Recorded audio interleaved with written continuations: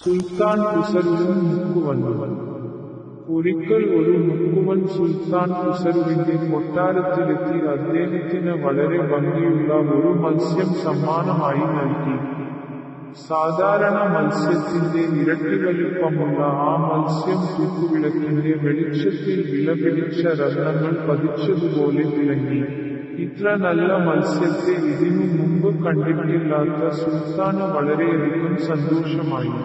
മുക്കുവന് സുൽത്താൻ 4000 ദിർഹം സമ്മാനമായി നൽകി. മുക്കുവൻ നന്ദിയോടെ സുൽത്താനെ വണങ്ങി. എന്നാൽ രാജ്ഞി നീരസപ്പെട്ടു. അവൾ പറഞ്ഞു, ഒരു സാധാരണ മത്സ്യത്തിന് പകരമായി ആ മുക്കുവന് എന്തിനാണ് ഇത്രയധികം പണം നൽകിയത്? നിങ്ങൾ ജനങ്ങൾക്കിടയിൽ ഒരു ചീത്ത കീഴ്വഴക്കം സൃഷ്ടിക്കുകയാണോ എന്ന് ഞാൻ ഭയപ്പെടുന്നു. ഒരു വിലയുമില്ലാത്തതുപോലെ നിങ്ങൾ പണം ധൂർത്തടിക്കുകയാണെന്ന് ജനം കരുതുന്നു. ഇതുപോലെ വിലപിടിപ്പുള്ള സമ്മാനങ്ങൾ തങ്ങൾക്കും ലഭിക്കുമെന്ന് അങ്ങയുടെ രാജസദസ്സിലുള്ളവർ പ്രതീക്ഷിക്കുന്നു. രാജ്ഞി പറഞ്ഞതിനോട് സുൽത്താൻ യോജിച്ചു. മുക്കുവൻ അർഹിക്കുന്നതിനേക്കാൾ കൂടുതൽ പണമാണ് സുൽത്താൻ അയാൾക്ക് നൽകിയത്. അയാൾക്ക് കൊടുത്തുകഴിഞ്ഞ പണം ഇനി എങ്ങനെയാണ് തിരികെ ചോദിക്കുക? റാണി ഒരു നിർദ്ദേശം വച്ചു. മുക്കുവനോട് ഈ മത്സ്യം ആണാണോ പെണ്ണാണോ എന്ന് ചോദിക്കുക. ആണാണെന്ന് മുക്കുവൻ പറഞ്ഞാൽ തനിക്ക് പെൺമീനിനെയായിരുന്നു വേണ്ടിയിരുന്നതെന്നും, പെണ്ണാണെന്ന് മുക്കുവൻ പറഞ്ഞാൽ ആൺമീനിനെയായിരുന്നു വേണ്ടിയിരുന്നതെന്നും പറയുക. അങ്ങനെ മത്സ്യത്തെ അയാൾക്ക് തിരികെ നൽകി പണം തിരികെ വാങ്ങുക. സുൽത്താൻ മുക്കുവനോട് ആ മത്സ്യം ആണാണോ പെണ്ണാണോ എന്ന് ചോദിച്ചു. റാണി പറഞ്ഞതൊന്നും മുക്കുവൻ കേട്ടിരുന്നില്ല. എങ്കിലും ബുദ്ധിമാനായ മുക്കുവൻ മറുപടി പറഞ്ഞു, തിരുമേനി, ഈ മീൻ ആണും പെണ്ണുമല്ല. ഇതൊരു ദ്വിലിംഗ ജീവിയാണ്.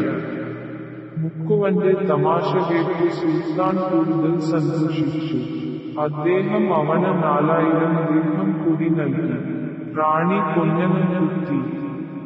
മുക്കുവൻ ഖജാൻജിയിൽ നിന്നും പണം സ്വീകരിക്കുന്ന സമയത്ത് ഒരു നാണയം തറയിൽ വീണു. മുക്കുവൻ കുനിഞ്ഞ് ആ നാണയം എടുത്തു.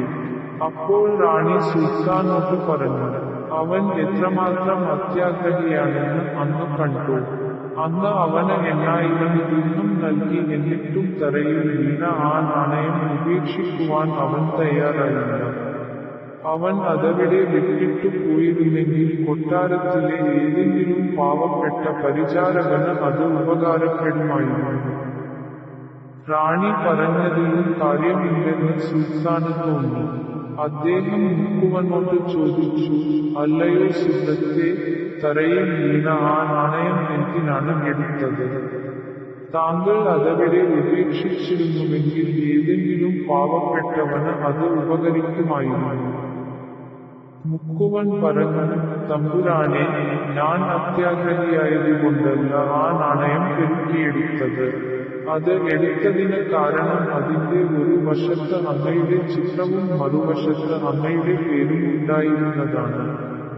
ആ നാണയത്തിൽ ആരെങ്കിലും ചവിട്ടി അങ്ങേക്ക് അപമാനം ഉണ്ടാക്കുമെന്നറിഞ്ഞുകൊണ്ട് എങ്ങനെയാണ് ആ നാണയം അവിടെ ഉപേക്ഷിക്കുന്നത്? ഇത്തവണ സുൽത്താന് പൊട്ടിച്ചിരിക്കാതിരിക്കാനായില്ല. മുക്കുവന്റെ നർമ്മബോധവും വിവേകവും അദ്ദേഹത്തിന് വളരെ ഇഷ്ടപ്പെട്ടു. യഥാർത്ഥത്തിൽ മുക്കുവൻ മാന്യമായ പ്രതിഫലത്തിന് അർഹനാണെന്നും അത് മത്സ്യത്തിന് പകരമല്ല, അയാളുടെ ബുദ്ധിശക്തിക്കുള്ള പ്രതിഫലമാണെന്നും സുൽത്താന് അറിയാമായിരുന്നു.